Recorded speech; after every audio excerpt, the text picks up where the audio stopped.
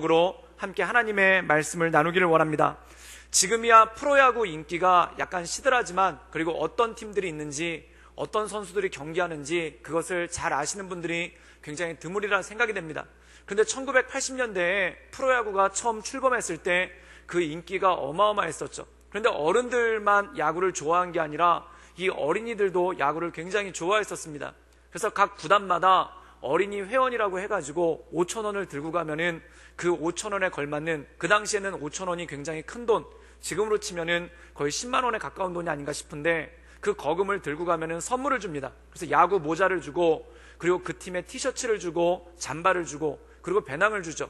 그러면 그 회원이 들면은 항상 매해가 돼가지고 학년이 바뀔 때마다 놀라운 것이 있는데, 애들이 항상 야구 모자를 쓰고 그 야구 점퍼를 입고 온다는 겁니다. 자기가 응원하는 팀의 야구 점퍼, 야구 모자를 쓰고 그렇게 오죠. 그럼 친구를 사귈 때가 되면은 자연스럽게 자기가 응원하는 팀과 같은 팀을 응원하는 친구들을 만나서 사귀게 된다는 것입니다. 그래서 제가 지내던 학교에서는 크게 네 팀이 강팀이었는데, 그 오비베어스, 롯데 자이언츠, 그리고 해태 타이거스, 그리고 MBC 청룡, 이 네 팀이 주로 있었는데, 그럼 남자애들은 모이면은 다 자기가 응원하는 팀의 옷을 입고 다 자기들끼리 끼리끼리 모여서 놀고, 그리고 또 그것 때문에 싸움이 나기도 하고, 그것 때문에 말다툼이 벌어지는 그러한 일도 굉장히 많았습니다. 그런데 이것이 어떤 것에 따라서 희비가 갈리냐면은, 그 전날 야구 게임을 했는데 오비베어스가 이겼다. 그럼 오비베어스 팀 애들은 그 다음날 학교 와서 굉장히 신이 납니다.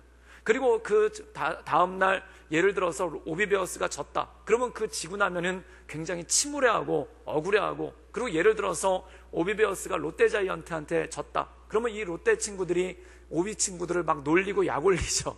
그래서 니네 대표 선수 보니까 헛스윙 하더라. 니네 에이스 투수 보니까 홈런 맞았더라. 이러면 이것 때문에 격분해가지고 싸움이 나기도 하고, 그 다음에 두고 보자라는 그런 생각이 날 때도 굉장히 많았더라는 겁니다. 그런데 이게 단지 초등학교에서만 끝나는 게 아니라, 제가 보니까 군대에서도 그런 일이 있더라고요. 그래서 군대를 제가 95년도에 입대를 했는데, 96년도에 아주 큰 빅게임이 있었습니다. 그게 뭐냐면 96년도에 오비베어스와 롯데자이언츠가 한국 시리즈에서 7차전까지 가는 접전을 벌였는데, 그때 저희 중대에 이 오비베어스를 응원하는 사람들과 롯데자이언츠를 응원하는 사람들이 굉장히 많았었습니다. 그래서 부대 안에서 이 일과만 끝나면은 야구 보느라고, 그리고 마지막 7차전은 4대2로 이 오비베어스가 간신히 이겼는데, 그때 그걸 보면서 다들 열광을 하고, 그리고 게임이 끝나고 난 다음에는 그 오비 팬들은 다들 환호성을 지르고, 그리고 롯데 팬들은 그게 억울해가지고 가슴을 두들기면서 이 서로 논쟁을 벌였던 그런 일들이 기억이 납니다. 그런데 곰곰이 생각해 보면은 그게 뭐라고 그렇게 치열했는지, 또한 그게 뭐라고 그렇게 대단했는지라는 그러한 생각을 갖게 되죠. 그런데 가만히 보면은 야구를 좋아해서 야구 팬클럽에 들어가시는 분들이 절대적으로 대다수입니다. 그래서 예를 들어서 롯데자이언츠 팬클럽에 들어간다면 롯데자이언츠 야구를 좋아하시는 분들, 이분들이 절대적으로 다수죠. 근데 가끔 들어오시는 분들 중에 보면은 어떤 분들이 있냐면, 야구가 좋아서 온 게 아니라 그냥 친구 따라서 오신 분들이 있고, 그리고 그 모임이 좋아가지고 그냥 오신 분들이 있더라는 것입니다. 그러면 그분들은 야구에는 별로 관심이 없습니다. 그래서 팬클럽에서 야구장 간다고 그러니까 같이 야구장 가고, 또한 응원한다고 하니까 신나게 응원하는데, 이 롯데가 이기고 지는 것에는 별로 관심이 없습니다. 그냥 그 분위기가 좋으니까, 그 들뜬 분위기가 좋으니까 그걸 가지고 같이 춤추고 같이 노래하는 경우가 참 많더라는 것입니다. 근데 제가 가만히 보니까 팬과 팬이 아닌 사람의 차이를 보면은 이런 것이 있습니다. 팬은 이 모임 자체를 좋아한다기보다 그 팀을 좋아합니다.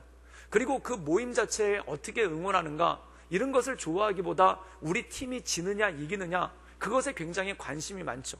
그리고 그 선수 한 명 한 명들을 기억하고 이름을 기억한다는 겁니다. 아마 롯데자이언츠 하면은 롯데자이언츠가 언제 우승했는지 다 기억하시지 않습니까? 84년도와 그 92년도에 우승했었습니다. 그리고 84년도 때는 최동원 선수가 역투를 해가지고 우승을 했었고, 그리고 92년도 때는 염종석 선수가 역투를 해서 이기는 그런 일들이 있었죠.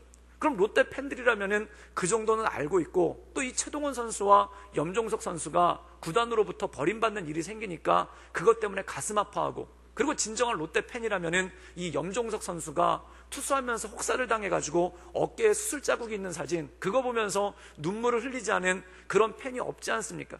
그러니까 팬들은 무엇에 관심이 있냐면은 그 모임에 관심이 있는 게 아니라 그 야구에 관심이 있습니다.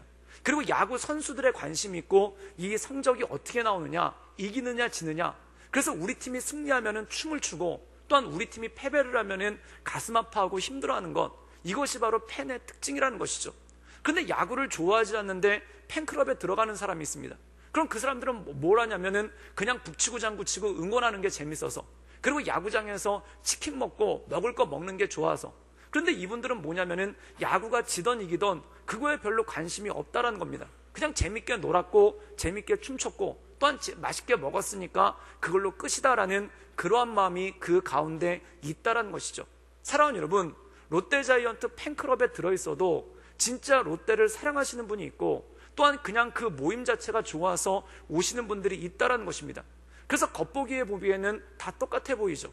그런데 진짜 팬들은 이 팀이 어떻게 될 것인가, 또한 팀이 이기고 지는 것에 관심이 많은데, 그런데 팬이 아닌 사람들은 그냥 단지 모임하는 게 좋고 모임하는 게 재밌어서 나오는 경우가 참 많더라는 것이죠.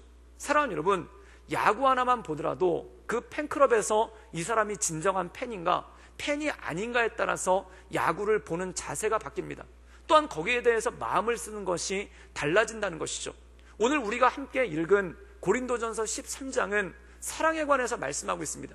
근데 이 사도 바울은 한마디로 딱 잘라서 뭐라고 얘기하냐면 사랑이 없으면 아무것도 아니다 라고 말씀하고 있죠. 그렇다면 사랑하는 여러분, 여기서 사도 바울이 강조하고 있는 사랑은 무엇입니까? 물론 사랑은 여러 가지가 있습니다. 부모와 자식 간의 사랑이 있을 때가 있고, 또한 부부 간에, 그리고 남녀 간의 사랑이 있기도 합니다. 또한 친구들 간에, 또한 형제 자매들 간의 우정과 사랑이 있죠. 근데 이 고린도전서 13장에서 말하는 사랑은 뭐냐면 바로 예수님에 대한 사랑이라는 것입니다. 즉 다시 말해서 예수님에 대한 사랑이 없다면 모든 것이 헛것이고, 또한 예수님에 대한 사랑이 없다면 모든 것이 헛된 것이라는 것입니다.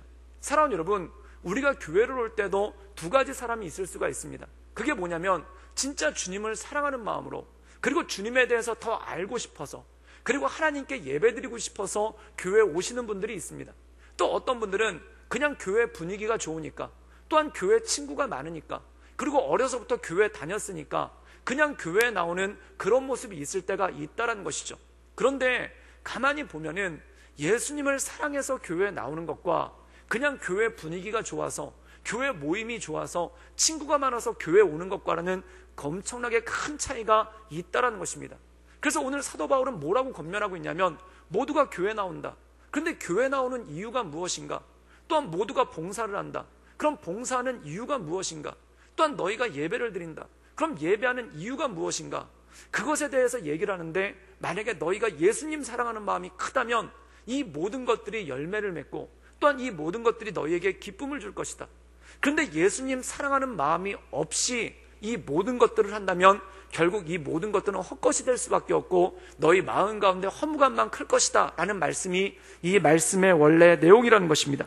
우리 함께 고린도전서 13장 1절부터 3절까지의 말씀을 우리 자막을 통해서 함께 읽도록 하겠습니다. 우리 다 같이 읽겠습니다. 시작.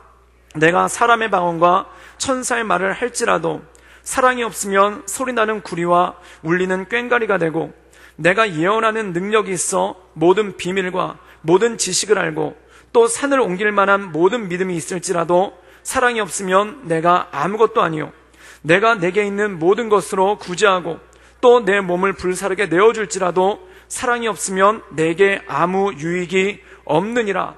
오늘 말씀 가운데 보면은 이 사도 바울은 사랑에 대해서 강조하기 위해서 몇 가지 예를 듭니다. 그 첫 번째가 뭐냐면, 만약 네가 방언을 할 수 있고 신령한 방언을 하고 1만 마디 방언을 하고 천사의 말을 한다 할지라도 사랑이 없으면 아무것도 아니라는 것입니다. 사랑하는 여러분, 우리가 신앙생활을 할 때 은사를 받으신 분들이 있습니다. 은사를 받아서 방언을 말하기도 하고 또한 신비한 능력을 행하시는 분들이 있죠. 그런데 사도 바울은 잘라서 얘기합니다. 신비한 능력을 행하는 것 참 중요한 일이다. 또한 1만 마디 방언을 하는 것 참 중요한 일이다. 그리고 천사의 신령한 말을 하는 것 참 중요한 일이다. 그런데 네 마음 중심 가운데 예수님을 사랑하는 마음이 없다면 그 모든 것들이 헛된 것이 될 수가 있다는 겁니다. 또 이렇게 얘기합니다. 예언하는 능력이 있어 모든 지식을 알고 산을 옮길 만한 믿음이 있다 하더라도, 이것은 어떤 것을 뜻하냐면 우리 마음 가운데 열정이 있어서 모든 교회 일에 열심으로 참여한다는 겁니다. 또한 모든 교회 일에 적극적으로 참여한다는 것입니다. 그런데 그 가운데 교회 봉사에 적극적으로 참여하고 교회 일에 적극적으로 참여한다 하더라도 그 마음 가운데 예수님 사랑하는 마음이 없으면 그 모든 것들이 헛것이라는 것입니다. 또 어떤 말씀이 나오냐면 열심으로 구제하고 네 몸을 불사르게 내어준다 할지라도 이것은 뭐냐면 희생한다는 것이죠.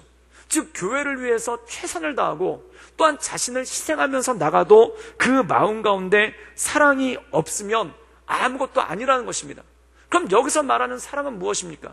여기서 말하는 사랑은 이 방언과 신령한 은사의 중심이, 또한 내가 가지고 있는 열심을 가지고 하는 봉사의 중심이, 또한 내가 하고 있는 그 모든 희생의 중심이 무엇으로부터 시작되는가? 예수님 사랑하는 마음으로부터 시작돼야 된다는 것입니다. 그래서 예수님께서는 교회를 세우시면서 이 베드로에게 이렇게 말씀하시죠. 요한의 아들 시몬아, 네가 나를 사랑하느냐? 그렇다면 내 양을 먹이라는 것입니다. 사랑하는 여러분, 내 양을 먹이라는 것은 무엇입니까? 여러 가지 의미가 있습니다. 교회를 섬기라는 것입니다. 주의 몸된 성도들을 섬기라는 것입니다. 또한 그들에게 복음을 전파하고 그들을 말씀으로 양육하라는 것입니다. 또한 그들을 돌봐줘라는 것입니다. 그런데 그 모든 것의 이유가 무엇인가? 예수님 사랑함으로 이 모든 것들이 출발해야 된다는 것입니다. 즉 다시 말해서 예수님 사랑하는 마음이 모든 봉사의 기본이고, 또한 예수님 사랑하는 것이 모든 것들의 중심이 되지 않는다면 헛것이 된다는 것입니다. 사랑하는 여러분, 여기서 헛것이 된다는 것은 무엇입니까? 마음이 허무하다는 것이죠. 마음이 씁쓸해진다는 것이죠. 예를 들어서 이런 것이 있습니다. 롯데자이언츠를 별로 야구를 좋아하지 않는데 그냥 그 롯데자이언츠의 팬클럽이 들었습니다. 그냥 분위기가 좋아서, 사람들이 좋아서, 친구들이 있으니까, 그리고 경기장에 가가지고 북치고 장구치는 거 좋아가지고 그 팬클럽에 들은 사람이 있다는 거예요. 그래서 야구장을 찾았죠.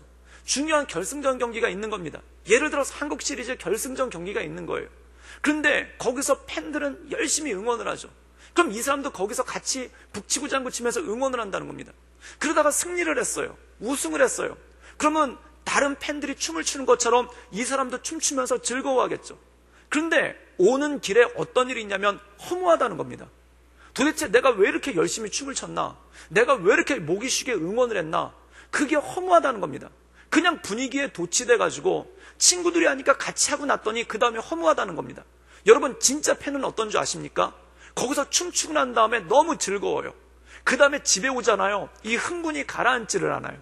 흥분이 가라앉지 않아서 어떻게 하냐면은 그 경기의 주요 하이라이트를 돌려봅니다. 그래서 제가 아시는 장로님 중에 한 분은 야구 팬이 있으신데 그 어떤 걸 돌려보냐면은 자기가 응원하는 야구팀이 우승한 거, 자기가 그 꼽히는 명경기들이 있지 않습니까? 뭐 갑자기 9회 말 투아웃 이후에 역전을 했다든지, 또한 한국 시리즈에서 우승을 했다든지, 그거 하이라이트만 꼽아가지고 우울하고 슬픈 일이 있으면은 그거를 집에서 무한적으로 돌려보신대요. 그러면은 그 아내 되시는 권사님이 와가지고, 여보, 당신은 지겹지도 않소. 그러면 그분이 뭐라고 하냐면, 이게 왜 지겨워? 볼수록 힘이 나는데, 볼수록 새로워지는데, 이렇게 말한다는 거예요. 사랑하는 여러분, 그게 팬입니다. 그것이 진정으로 그 팀을 사랑하는 사람이고 그 팀을 좋아하는 사람이죠. 한번 우승한 것에 열광하는 것으로 끝나는 것이 아니라 그것을 돌려보면서 마음 가운데 새로움이 있고 계속돼서 기쁨이 있다는 겁니다.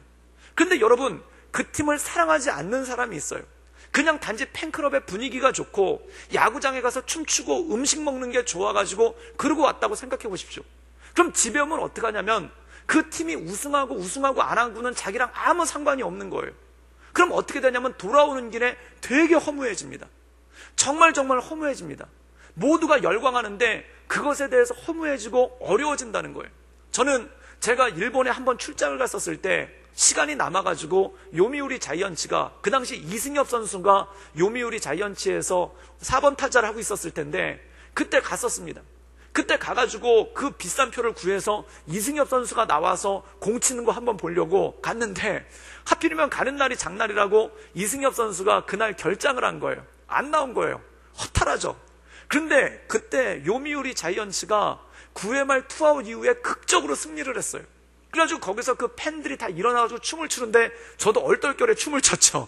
그래가지고 얼떨결에 일본말도 모르는데 그냥 따라서 춤을 추고, 그리고 집에 지하철 타고 오는데 내가 도대체 뭔 짓을 하고 온 건가? 그게 허무한 거예요. 그게 허무해가지고 먼 산만 바라보고 있는 거예요. 근데 요미우리 자이언츠 팬들은 그게 신나가지고 거기 기차 타고 나오는데 그 지하철 타고 나오면서 거기서 다들 흥분해가지고 계속 얘기하고 계속 떠드는 겁니다. 사랑하는 여러분, 예수님을 사랑해서 교회 다니는 사람과 예수님을 사랑하지 않고 그냥 모임이 좋아서 분위기가 좋아서 교회 오는 사람의 차이가 그럴 수가 있다는 것입니다. 사랑하는 여러분, 교회 와서 열심히 사역했어요. 교회 와서 열심히 봉사했어요. 그리고 그것에 대해서 열매도 있어요. 근데 예수님 사랑함으로 이 모든 것들을 감당했던 사람은 가슴이 벅찹니다. 또한 가슴 가운데 벅차오르는 게 있어요. 그래서 어떤 경우에는 비전 트립을 갔다 왔다든지 부흥회가 끝났다든지 집에 와서 잠이 안 오는 경우가 있어요. 너무 가슴이 벅차가지고 너무 마음이 즐거워가지고 잠이 안 오는 경우가 있어요. 또 내가 누군가를 전도하려고 했는데 이 사람이 뺀질거리고 교회 안 나오다가 마침내 교회 부흥회 데려온 거예요. 그래가지고 데려왔는데 이 사람이 말씀을 집중해서 듣고, 그리고 갑자기 기도를 하고, 그리고 예수님 믿겠다라고 얘기할 때 그때 그 벅찬 감격이 얼마나 뜨겁습니까? 그럼 집에 와서 잠이 안 오는 거예요. 너무 행복해가지고 그것 때문에 잠이 안 오는 거예요. 왜 그렇습니까? 예수님 사랑하는 마음이 있으니까 그렇다는 것입니다. 예수님 사랑하는 마음이 있으면 우리가 교회를 섬길 때, 교회를 봉사할 때, 또한 교회에서 많은 일들을 감당할 때 이 벅찬 마음이 가시질 않아가지고 그것 때문에 몸이 피곤해도 또 섬기게 되고 또 섬기게 된다는 거죠. 그런데 예수님 사랑하는 마음이 아니라 그냥 분위기가 좋아서 왔으면은 부흥회도 끝나고 비전 트립도 끝나고 교회 떠들썩한 바자회도 끝나고 다 끝났습니다. 그럼 집에 돌아갈 때 씁쓸한 거예요. 뭔가 마음이 허전한 거예요. 뭔가 마음이 허무한 거예요. 내가 뭐하러 이렇게 온 힘을 다했나? 내가 뭐하러 아침부터 저녁까지 이루고 다녔나? 이런 마음 가운데 허무함이 오는 거예요. 그래서 어떤 분은 이런 얘기를 합니다. 내가 주일학교 교사를 10년을 섬겼는데 10년 섬기고 난 다음에 남는 건 허탈한 것밖에 없더라는 거예요. 10년 섬기고 났는데 남는 거는 괜히 주일날 잠도 못 자고 헛짓만 했다라는 그러한 생각이 마음 가운데 들어온다는 거예요. 그런데 예수님을 진짜 사랑하는 사람이 주일학교를 섬겼다. 그럼 마음 가운데 감격이 있는 겁니다.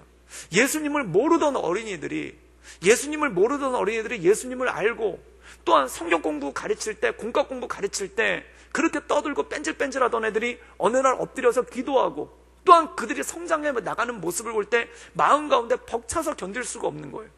왜 벅차서 견딜 수가 없습니까? 예수님 사랑하는 마음이 있으니까, 내가 예수님 사랑하니까 내가 가르치던 아이들이 예수님을 알아가고 깨달아가는 것에 대해서 마음이 벅차가지고 그게 흥분돼서 견딜 수가 없는 그러한 마음이 그 마음 가운데 있다라는 것입니다. 사랑하는 여러분, 어떤 분들은 그런 얘기들을 참 많이 하십니다. 그게 뭐냐면 교회 나와서 10년, 20년 봉사했는데 허무한 마음이 가득하다는 거예요. 그러면 어떻게 했으면 좋겠습니까? 봉사를 안 하면 좋겠습니까? 아니면 다른 봉사를 하면 좋겠습니까? 그런데 정확한 건 뭐냐면 그건 절대 봉사의 문제가 아니라는 거예요. 봉사의 문제가 아니라 무엇에 관한 문제냐면 예수님 사랑하는 마음이 내 마음 가운데 계속 있느냐, 내가 진정으로 예수님을 사랑하고 있느냐, 그 마음에 관한 것일 때가 굉장히 크다라는 것이죠. 이 군대에서 훈련소 들어갈 때 훈련소 입구에서 훈련병들이 들어가지 않습니까? 그럼 거기 딱 보면은 티가 나요. 그 티가 나는 게 뭐냐면은 우는 사람들은 분명히 엄마 아니면 여자친구예요. 엄마 아니면 여자친구는 울어요. 친구들은 옆에서 놀립니다. 너 들여보내고 우리는 놀러 갈 거다? 그리고 희죽희죽 웃어요.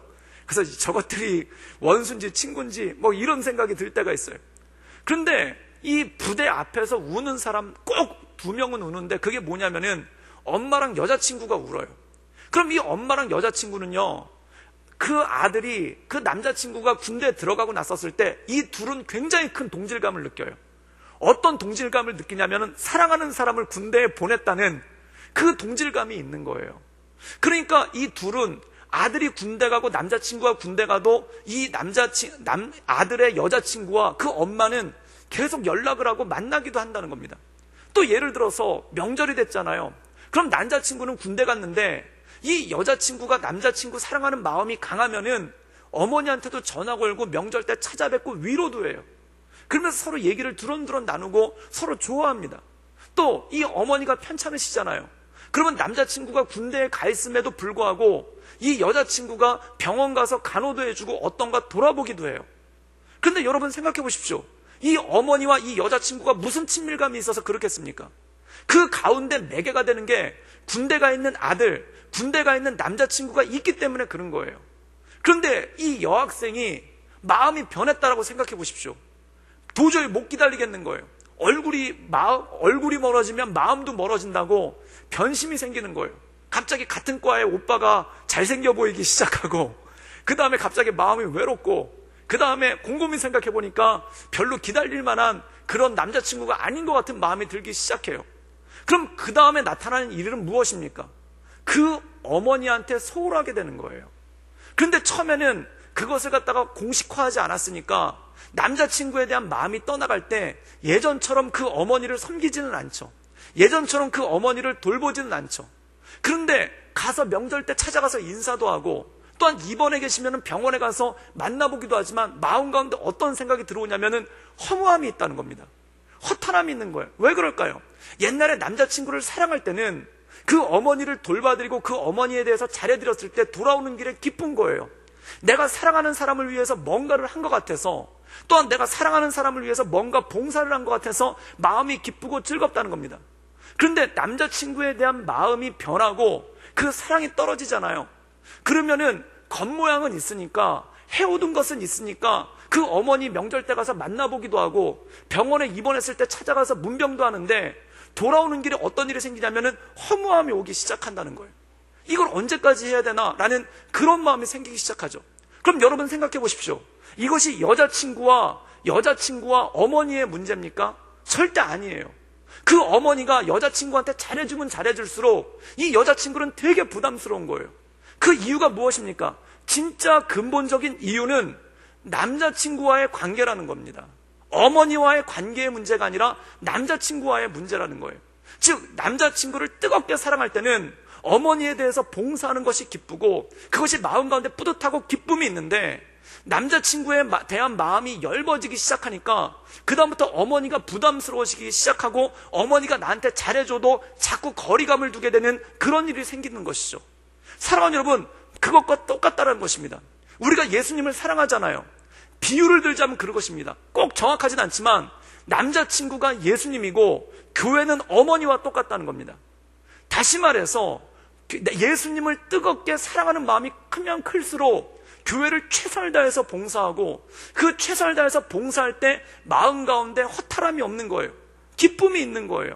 사랑하는 사람을 위해서 내가 뭔가 했다라는 그 기쁨이 큰 거예요. 그런데 예수님에 대한 마음이 엷어지고 주님에 대한 사랑의 마음이 엷어지면 그 다음부터 어떤 일이 생기기 시작하냐면은 교회가 부담스러워지기 시작한다는 겁니다. 그래서 자꾸 교회를 떠나게 되고 교회 발걸음을 등한시하게 되고, 그리고 봉사 그동안 해오던 게 있었기 때문에 봉사는 하는데 봉사하면서도 마음이 허무하고 마음 가운데 불편하게 오기 시작하는 그러한 모습이 있기 시작한다는 겁니다. 사랑하는 여러분, 그럼 어떤 일이 됩니까? 말 그대로 이 사도 바울이 얘기하는 것처럼 모든 것이 아무것도 아닌 게 돼버리는 거예요. 열심히 봉사하는데 내 몸을 불살라서 태워드릴 만큼 봉사하고 또한 최선을 다해서 섬기는데 마음 가운데 허무함만 계속해서 남는 것과 똑같은 이치라는 것입니다. 사랑하는 여러분, 솔로몬이 처음이 왕이 됐었을 때 그가 하는 것이 무엇입니까? 나에게 지혜를 주셔서 이 나라를 잘 통치할 수 있도록 해주십시오. 거기는 두 가지 의미가 있는 거예요. 첫 번째 뭐냐면, 하나님께서 나에게 맡겨주신 이 나라, 하나님께서 나에게 왕이 되게 하신 이 나라를 내가 잘 돌볼 수 있도록 주님 도와주십시오. 그래서 온 마음을 다해, 성경에 보면 참 기가 막힌 게 솔로몬의 첫 번째 재판이 나오지 않습니까? 거기 보면은 직업적 율락 여성 2명이 아이 문제를 놓고 싸워요. 그게 왕한테까지 나올 일입니까? 뭐 나라에 생사가 달려있는 것도 아니고 무슨 나라의 대신들이나 고위 관료들에게 문제가 난 것도 아니고 그냥 아무것도 아닌 직업적 율락 여성들이 아들 놓고 누구 진짜 아들이냐 이걸 가지고 다투는 거예요. 그런데 솔로몬이 그걸 가지고도 재판을 해줘요. 그걸 가지고 재판을 해줄 정도로 백성들의 마음을 꼼꼼히 살펴줬다는 겁니다. 그 이유가 뭡니까? 주님께서 나에게 맡겨주셨으니까, 주님께서 나에게 위탁해 주셨으니까 주님 사랑하는 마음으로 이 나라를 최선을 다해서 돌보는 거예요. 그런데 그의 마음 가운데 어떤 것이 나오기 시작하는가? 주님 사랑하는 마음이 열버지기 시작하는 거예요. 그래서 전도서에 뭐라고 고백하냐면 헛되니 모든 것이 헛되도다. 마음 가운데 허무함이 있는 거예요. 나라의 통치자로서 나라를 돌보는데 어떻게 보면 하나님 사랑하는 마음으로 그 몸된 교회와 같은 나라를 돌보는데 마음에 허탄함이 오는 거예요. 마음에 허탄함이 오니까 어떤 일이 생기냐면은 그 허무함을 다른 것으로 채우려고 그러지 않습니까? 그 허무함을 다른 것으로 채우는 게 뭐냐면 첫 번째가 여인이고 두 번째가 우상이더라는 것입니다. 사랑하는 여러분, 진짜 그렇습니다. 교회 생활 되게 열심히 하시는데 하나님 사랑하는 마음이 열버지잖아요. 그러면 마음이 허무해지는 거예요. 그러면 그 허무한 마음을 자꾸 허탄한 것으로 채우려고 하는 그러한 생각이 마음 가운데 들어오기 시작한다는 것입니다. 주님을 섬기는데 교회에서 봉사를 하긴 하는데 몇 년 동안 또는 수십 년 동안 해왔기 때문에 그냥 하던 대로 쭉 해오고 있는데 마음 가운데 허무함이 자꾸 깊어지는 거예요. 그럼 그 허무함을 메꾸기 위해서 자꾸 이상한 것을 가져와서 내 마음 가운데 채우려는 그러한 모습이 생기기 시작하는 거죠. 그게 솔로몬한테 여인에 대한 유혹이고 또한 우상숭배였다는 것입니다. 사랑하는 여러분, 그럼 이것을 어떻게 회복해야 되는가? 이것을 어떻게 회복해야 되겠습니까? 비결은 딱 하나라는 것입니다. 오늘 이 사도 바울이 고린도 교회에게 권면하는 것이 딱 하나입니다. 그게 뭐냐면 제일은 사랑이라. 즉 다시 말해서 예수님 사랑하는 마음을 회복하고 예수님 사랑하는 마음으로 온전함으로 네가 나가야 된다는 것입니다. 사랑하는 여러분, 예수님 사랑하는 마음이 회복되지 않은 상태에서 교회에 대해서 논하는 것, 또한 예수님 사랑하는 마음이 회복되지 않은 상태에서 성도에 관해서 논하는 것, 또한 예수님 사랑하는 마음이 회복되지 않은 데에서 공동체에서 논하는 것은 다 헛된 것에 빠질 수밖에 없고 오히려 허무함을 채워버리는 이상한 것으로 변질될 확률이 굉장히 높기 때문에 그렇다는 것이죠. 그러므로 사도 바울의 주님께서 사도 바울을 통해서 고린도 교회에게 주는 권면이 있다는 겁니다. 너희들에게 열심도 있다. 또한 너희들에게 여러 가지 신령한 은사도 있다. 또한 너희들이 최선을 다해서 교회를 섬긴다. 그런데 한 가지가 빠져있는 게 있다. 그게 뭐냐면 예수님에 대한 사랑이라는 거예요. 그 예수님에 대한 사랑을 회복해야지만 그 모든 것들이 온전해지고 너희들 마음 가운데 허무함이 없다라는 겁니다. 사랑하는 여러분, 교회에서 열심히 봉사하는데 허무하잖아요. 그럼 자꾸 싸움이 나요. 교회에서 열심히 봉사하는데 마음이 허무하잖아요. 그럼 자꾸 다른 걸로 채우려고 하는 거예요. 헛된 걸로 채우려고 하는 거예요. 이상한 것들로만 자꾸 채우려고 하는 거예요. 그런데 주님을 사랑하는 마음이 크면은 그 허무가 없어지고 기쁨이 넘치기 시작한다는 것입니다. 저는 우리 구덕교회 모든 성도들이 예수님 사랑하는 마음이 충만하기를 주님의 이름으로 축원합니다. 그거 외에는 어떤 해답도 없고 그거 외에는 어떤 방법도 없다는 것입니다. 그래서 이 고린도전서를 곰곰이 읽어보면 딱 하나입니다. 그게 뭐냐면 성령 충만이 답이라는 거예요. 성령 충만함으로 말미암아 우리 마음 가운데 예수님 사랑하는 마음으로 다시 회복하는 것. 그래서 요한계시록에는 이렇게 말씀하고 있지 않습니까? 너희 첫사랑을 회복하라는 것입니다. 첫사랑을 회복하라는 말씀 무엇입니까? 너희가 주님 사랑하는 마음으로 예수님 사랑하는 마음으로 교회를 섬겼던 것, 또한 예수님 사랑하는 마음으로 성도를 섬겼던 것, 또한 예수님 사랑하는 마음으로 가정을 섬겼던 것, 그 모든 것들을 회복하라는 능력이 그 안에 있다라는 것이죠. 그 몇 년 전에 국제시장이라는 영화가 있습니다. 그 국제시장이라는 영화를 보면은 참 많은 분들이 감동을 얻기도 하고 또한 많은 분들이 눈물 짓기도 했는데 주인공의 목표가 딱 하나예요. 그게 뭐냐면은 꽃분이네라는 가게를 지키는 게 이 사람의 최고의 사명인 거예요. 그 가게를 지키려고 하는 이유가 뭐냐면 아버지가 헤어질 때 뭐라고 얘기하냐면 흥남부두에서 철수할 때 아버지가 동생을 찾아서 그 배에서 내리면서 뭐라고 얘기를 하냐면은 우리 부산에 있는 꽃분이네에서 만나자. 내가 꽃분이네로 찾아갈 테니까 꽃분이네에서 만나자. 그런데 그 꽃분이네가 고모가 운영하고 있는 자파상 가게 아닙니까? 그러니까 이 아들이 거기 와가지고 그 꽃분이네를 떠나지를 못하는 거예요. 왜냐면 언제 아버지가 찾아올지 모르니까 거기를 떠나지를 못하는 거예요. 그런데 고모가 돌아가고 고모부가 이상한 짓 하다가 그 꽃분이네를 갖다가 팔아버리려고 그러는 거예요. 그러니까 이 아들이 어떻게 하냐면은 자기가 원래 선장이 되고 싶어가지고 공부를 하려고 그랬는데 그 공부를 포기하고 그 돈을 갖다가 다 들여가지고 그것을 인수하지 않습니까? 그리고 그 꽃분이 돼서 자파상에 앉아가지고 거기서 물건을 팔면서 뭘 하냐면은 아버지가 올 때까지 거기서 기다리고 있는 거예요. 평생을 거기서 아버지가 올 때까지 기다리고 있는 거예요. 사랑하는 여러분, 그러면 그가 그 꽃분이라는 가게를 지키는 이유가 뭡니까? 그 꽃분이가 워낙 좋아서 거기가 장사가 잘 돼서 터가 좋아서 그걸 지키려고 하는가? 그게 아니라는 거예요. 아버지를 사랑하는 마음이 크기 때문에 아버지가 여기서 만나자고 했으니까 언제 아버지가 만약 살아있다면 찾아오실지 모르니까 그 꽃분이들을 지키면서 기다리는 거 아닙니까? 그 이유가 뭘까요? 사랑하는 마음이 있기 때문에 그렇다는 것입니다. 사랑하는 여러분, 그래서 오늘 사도 바울은 믿음, 소망, 사랑 이 세 가지는 언제나 있을 것인데 그 중에 제일은 사랑이라고 얘기합니다. 사랑이 무엇입니까? 교회를 지켜나가는 근본이 바로 예수님에 대한 사랑, 또한 주님의 몸된 교회를 섬기는 그 모든 것들이 바로 예수님에 대한 사랑에서 비롯되고 그 모든 것들이 중심이 되기 때문에 그렇다는 것이죠.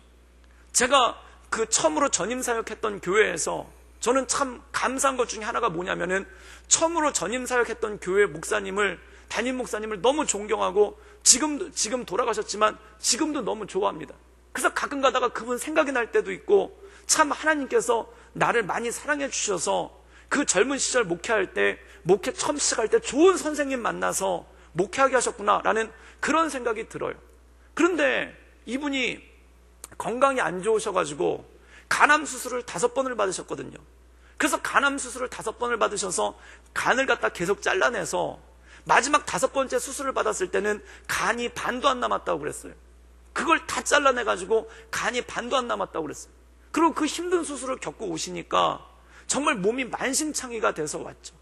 그래서 몸이 만신창이가 돼가지고 그래가지고 교회에 오셨는데 교회에 오다가 제가 그 목사님 모습을 보고 눈물이 다 나려고 그런 거예요.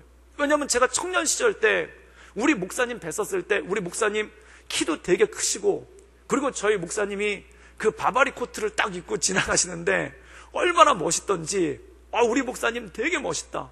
그리고 단에서 이 선포하실 때 그 목소리가 얼마나 우렁찬지 우리 목사님 너무 멋있다.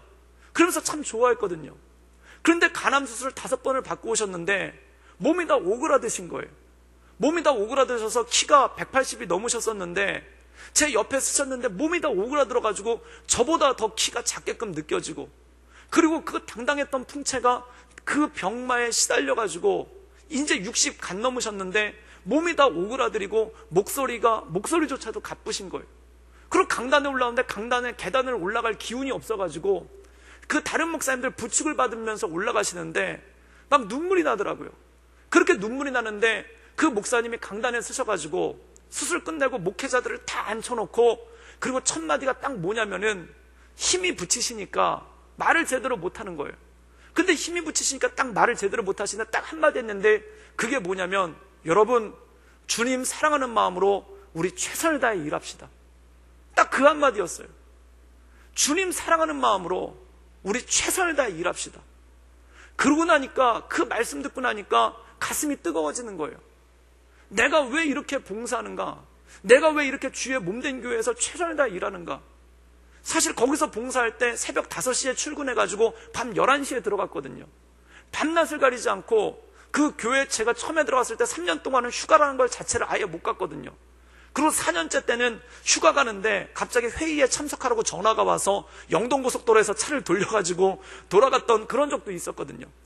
근데 참 열심히 사역했어요. 정말 열심히 사역했어요. 그런데 그 열심히 사역한 게 허무하지 않았던 이유가 뭐냐면 그 최선을 다해서 열심히 사역했던 게 허무하지 않았던 게 뭐냐면 주님 사랑하는 마음이 있으니까. 주님 사랑하는 마음이 크니까. 제가 그 교회에서 11년 동안 사역을 했는데 11년 동안 사역하면서 이사만 15번을 다녔습니다. 처음에는 전주 가서 사역하라고 그래서 갔고 대전 가서 사역하라고 그래서 갔고 그리고 서울 와서 사역하니까 또 사역하고 베트남 가니까 또 가고 정말 정신없이 다녔어요. 그런데 그렇게 열심히 다니고 그렇게 열심히 다녔는데도 마음 가운데 허무함이 없어요. 물론 가족에 대한 미안함은 굉장히 크죠. 그런데 그 마음 가운데 중심에 뭐가 있냐면 예수님 사랑하는 마음. 그 목사님이 가르쳐 주신 게 뭐냐면 예수님 사랑한 마음. 우리 예수님 사랑하는 마음으로 열심히 일합시다. 우리 예수님 사랑하는 마음으로 최선을 다해 일합시다. 우리 예수님 사랑하는 마음으로 열심히 예배드립시다. 우리 예수님 사랑하는 마음으로 최선을 다해 복음 전합시다. 그래서 예수님 사랑하는 마음, 그 예수님 사랑하는 마음 때문에 사역할 때마다 눈물이 나고, 또 사역할 때마다 기쁨이 있고, 또한 그 간격에 못 이겨서 잠을 못 이룰 때도 있고, 그런 것들이 그 마음 가운데 있는 것 아니겠습니까? 제가 이번에 목회자 수련회 참 은혜롭게 잘 다녀왔는데, 저희 목회자들, 전도사님, 목사님들 이런 말씀을 하시는 거예요. 그게 뭐냐면 부산 장신대에 소문이 났다는 거예요. 그게 뭐냐면 구덕교회가 일 많이 시킨다고 그 소문이 났다는 거예요. 사랑하는 여러분, 일을 위한 일이라면 그거 되게 허무한 겁니다. 헛된 겁니다. 행사를 위한 일이라면은 그거 다 무익한 겁니다. 아무것도 아닙니다. 그런데 왜 하는가? 딱 한 가지, 주님 사랑하니까. 주님 사랑하니까. 사랑하는 여러분, 내가 사랑하는 사람이 우리 집에 초대돼서 온다고 그러면은 끊임없이 일하지 않습니까? 집을 치우고 또 치우고, 반찬 하나 갖다 놓고 혹시 너무 조금 갖다 놨나 조금 더 덜어놓기도 하고, 너무 많이 갖다 놨나 그래서 조금 덜기도 하고, 끊임없이 일하지 않습니까? 그것과 마찬가지라는 겁니다. 만약에 저희 목회자들이 제가 막 일을 시켜가지고 제가 눈이 빨개져가지고 이놈들 그 시나 노나 그거 보자 그러고 다니면은 이분들 열심히 일하고 허무해지는 거예요. 열심히 일하고 시험에 드는 거예요. 열심히 일하고 낙심하는 거예요. 그게 무슨 소용이 있겠습니까? 그런데 주님 사랑하는 마음 하나, 그 주님 사랑하는 마음 하나 때문에 전도사님들 한 분 한 분이 주님 사랑하는 마음 때문에 자기가 맡은 부서에 대해서 그 어린 양들을 먹이기 위해서 어떻게 먹여야 될까? 얘는 A라는 방식으로 먹여야 되고, 쟤는 B라는 방식으로 먹여야 되고, 쟤는 C라는 방식으로 먹여야 되니까, 그러니까 일이 많아지는 거 아니겠습니까? 또 어떤 방식으로 먹여야 될까? 어떤 방식으로 섬겨야 될까? 그것이 끊임없이 나오는 건 아닙니까? 사랑하는 여러분, 일을 위해서 일을 하면은 허무해집니다. 행사를 위해서 일을 하면 더 허무해집니다. 그러나 주님 사랑하는 마음, 주님께서 우리에게 부탁하신 일, 그것이 무엇인가? 네가 나를 사랑하느냐? 그럼 내 양을 먹이라. 그거 하나 붙잡고 주님 사랑하는 마음으로 사역을 감당할 때, 주님 사랑하는 마음으로 모든 일을 감당할 때, 그때 더 달리고 몸이 부서지도록 달리는 거 아니겠습니까? 그래서 제가 존경하는 목사님 기도 제목이 딱 하나였어요. 그게 뭐냐면 병상에서 소천하시지 않고 강단에서 소천하시고 싶다. 끝까지 주님의 일하다가 소천하시고 싶다. 그래서 66세 때 강단에서 설교하시고, 주일날 설교 끝까지 다 하시고, 주일날 저녁에 뇌출혈이 오셔서 혼상태에 빠지시고, 주일날 월요일날 아침에 그 산소호흡기 뛰면서 하나님의 부르심을 받으셨어요. 그걸 보면서 참 멋있게 살다 가셨구나. 정말 하나님께 모든 것을 태워드렸구나. 하나님께 관제같이 모든 것을 태워드렸구나. 사도 바울의 고백이 이거 아닙니까? 내가 내 자신을 하나님께 관제같이 모든 것을 부어드리기를 원한다. 그것이 사도 바울의 고백 아닙니까? 왜 그렇습니까? 일이 좋아서가 아니라, 행사가 좋아서가 아니라 주님 사랑하는 마음, 그 주님 사랑하는 마음 하나 때문에 그 모든 것들을 감당할 수 있는 능력과 힘이 생긴다는 것이죠. 저는 우리 교회 모든 직분자들이 주님 사랑하는 마음으로 그 직분 감당할 수 있기를 주님의 이름으로 축원합니다. 또한 우리 교회에서 모든 일들을 감당하시는 사역자들이 주님 사랑하는 것 외에는 어떤 것도 우선되지 않고, 주님 사랑하는 마음 외에는 어떤 것도 우리 마음을 채우지 않고, 오직 주님 사랑하는 마음 하나, 그것 때문에 섬기고, 그것 때문에 주님 앞에 나가고, 그것 때문에 주님의 양들을 먹이고, 그것 때문에 하나님께 엎드리는 그러한 온전한 교회, 주님 기뻐하시는 교회, 주님 보시기에 합당한 교회로서 날마다 세워져 나가는 우리 구덕교회 되기를 주님의 이름으로 축원합니다. 함께 기도하시겠습니다. 이 시간